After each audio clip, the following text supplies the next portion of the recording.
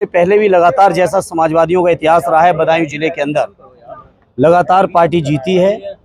जैसा आदित्य कह रहे थे पिछला चुनाव, और आप सब बेहतर जानते हैं क्योंकि आप सब लोग उस समय भी काउंटिंग से लेकर तमाम चुनाव प्रक्रिया में शामिल थे। इसी कार्यालय में बैठे एक अधिकारी के षड्यंत्र से और तमाम तरीके के षड्यंत्रों से पिछला चुनाव हराया जरूर गया, लेकिन बदायूं की जनता के दिल से समाजवादी न कल निकली थी न आज निकली, और इस चुनाव में सभी चीज़ों का सूद सहित जनता वापस करेगी। अच्छा, आपने वोट में भी लगाया था, मतलब पेश डाला था कि बेईमानी हुई थी, तो इस बार क्या लगता है आपको? इस बार जैसा चाचा जी ने बयान दिया है कई बार आप लोगों के बीच में, उन्हीं की बयान और बात को मैं दोहराते हुए कह रहा हूँ, इस बार बीजेपी के लोगों की बेईमानी की भी दाल समाजवादी लोग गलने नहीं देंगे, क्योंकि समाजवादी लोग इस बार तैयार हैं और पता है कि बेईमानी बीजेपी ने कराई थी, विधानसभा में भी कराई, आप सभी जानते हो। केवल 36 घंटे पहले माननीय अखिलेश यादव जी के आह्वान पर जब समाजवादी कार्यकर्ताओं ने ईवीएम की रखवाली शुरू की तो उत्तर प्रदेश के 75 में से 32 जिलों में अनियमितता पाई गई। इस बात से पूरा प्रदेश वाकिफ है। तो इस बार समाजवादी लोग बहुत मजबूती के साथ, सजगता के साथ चुनाव लड़ रहे हैं और इस बार कोई बेईमानी होने नहीं देंगे, और जनता का विश्वास समाजवादियों के साथ है। बीजेपी से लोग निराश हैं। जिस तरीके से वादा खिलाफी बीजेपी के लोगों ने की है, रोजगार को लेके की है, महंगाई को लेके की है, किसानों की आमदनी को लेके की है, जिस तरह से पुलिस भर्ती के अंदर पेपर लीक करा के परीक्षाएं रद्द करके नौजवानों के भविष्य के साथ जो खिलवाड़ हो रहा है, अग्निवीर की योजना के माध्यम से जो हमारे सैनिकों के स्वाभिमान को गिराया जा रहा है, तमाम तरीके के मुद्दे हैं जिन मुद्दों पर जनता इस बार बीजेपी को हटाएगी। सांसद जी, एक सवाल खड़ा होता है, जिस तरीके से लगातार टिकट बदली है समाजवादी पार्टी ने, विपक्ष ने यानी कि भारतीय जनता पार्टी ने कई बार हमला बोला है कि अभी तक जो समाजवादी पार्टी है वो जिताऊ प्रत्याशी नहीं दे पा रही है, इसलिए बदल रही है बार बार प्रत्याशी। बीजेपी के लोगों को मैं इतना ही राय दूंगा कि कुछ भी कहने से पहले थोड़ा सोचा करें। सोचते नहीं है। ये मध्य प्रदेश में, राजस्थान में, छत्तीसगढ़ में किन लोगों को मुख्यमंत्री का उम्मीदवार बनाया था और विधानमंडल की बैठक में कौन मुख्यमंत्री बन के निकला, क्या आप में से कोई जानता था क्या? ये पार्टी की आंतरिक रणनीति है। ऑलरेडी चाचा जी का नाम अनाउंस हुआ था, उसके अगले दिन भी मैं आप सबके बीच में था और मैं चाचा जी की अपील करके गया था। दोबारा जब मैं सम्मेलन में नाम आया उस समय तक आदित्य का नाम चर्चा में आ चुका था, आप सबने सवाल किए थे, तो मैंने ही कहा था इस बात को कि आदित्य लड़ेंगे तो और ज़्यादा खुशी होगी, कहीं ना कहीं बड़े होने का एक एहसास होगा और छोटे भाई की मदद करने का एक मौका मिलेगा। ये बात मैंने पिछले दौरे में आपके बीच कही थी और इसी बात को आज मैं फिर दोहराता। मुझे खुशी है कि आदित्य के तौर पे बदायूं को एक युवा सांसद मिलेंगे, और सांसद ही नहीं मिलेंगे बल्कि जितने काम कर सकते थे हम समाजवादी सरकार में किए, और जो काम बीजेपी के लोगों ने बर्बाद किए हैं वो भी आदित्य बेहतर करेंगे, और आदित्य को जहाँ जहाँ आवश्यकता पड़ेगी वहाँ हम लोग सहयोग भी करेंगे।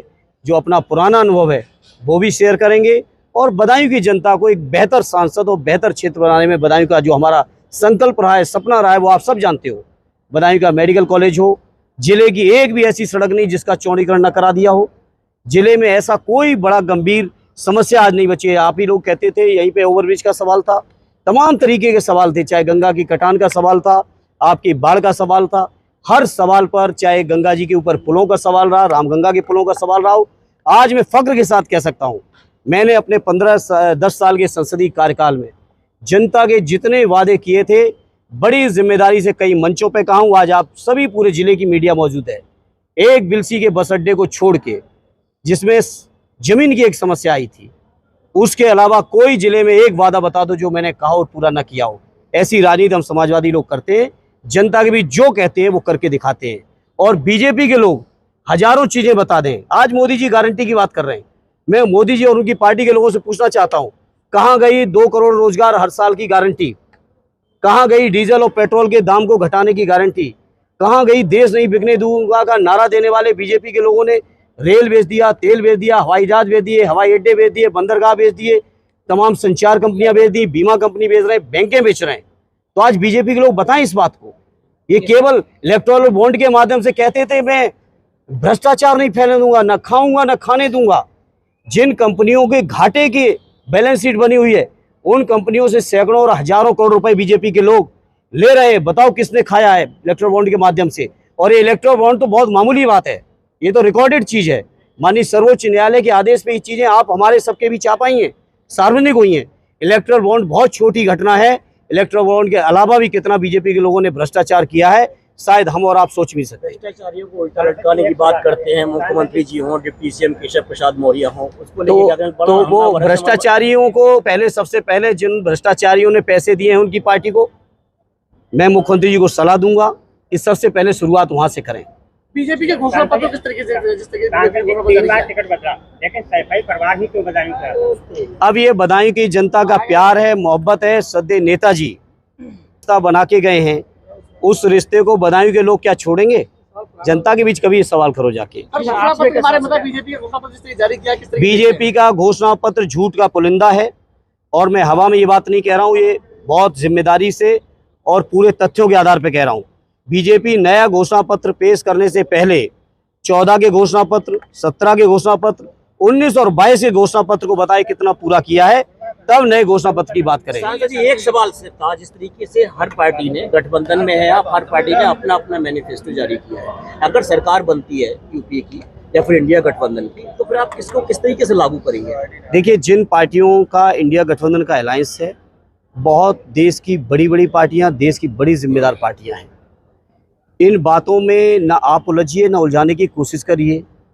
सभी दल मिलके एक बेहतर सरकार चलाएंगे, जिस सरकार की परिकल्पना होगी कि अग्निवीर जैसी जो नौजवानों को मनोबल गिराने वाली योजना है उसको ख़त्म करेंगे। जो अभी तक हमारी पुरानी पेंशन का सवाल है, जिस पर मैं समझता हूँ अभी तक पैरामिलिट्री फोर्सेस को नहीं था, समाजवादी पार्टी ने अपने घोषणा पत्र में वादा किया है, उसको करेंगे। समाजवादी पार्टी का घोषणा पत्र है और समाजवादी पार्टी ने कई दलों का घोषणा पत्र है कि हम लोग जाति जनगणना 2025 तक लागू कराएंगे, 2029 तक पूरी की पूरी गरीबी खत्म करेंगे, पूरी की पूरी बेरोजगारी खत्म करेंगे।